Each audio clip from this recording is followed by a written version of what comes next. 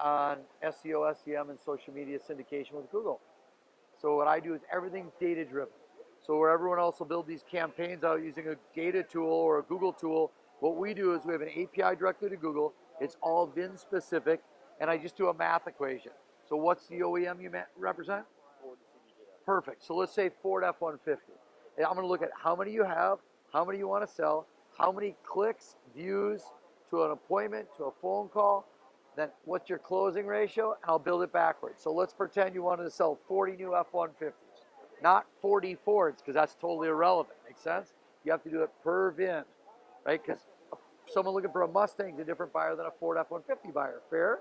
And new and used might start out the same, but they'll probably end up different. So I build an algorithm with Ford. It's called the MPOP. I'm the only guy you'll see with a patent here. Because the secret is to sell an F-150, we have to take market share from somebody else.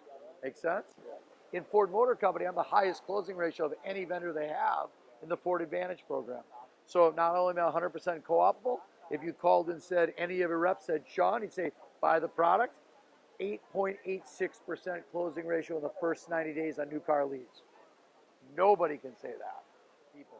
I'm going to do most of my money is put on in 3 buckets: Google, SEO, and social media. Reason is because that's the highest ROI there is possibly in the business.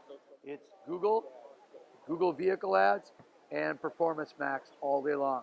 Then it's significantly a drop next. You definitely want the same SEO provider and the same SEM provider because the keywords match. I also do the Google Business Profile because what people type in, I build dynamic landing pages on your website with the same keywords that match what they're putting in. I cheat the system. So I do paid and organic, and I'm trying to take up all the space, and I'm focusing on the keywords that drive the conversions for you. You pick a conversion. Typically it's a phone call, a store visit, a form fill. Some people will also put a chat in there. But clicking and closing a VDP is not a conversion. Is that fair?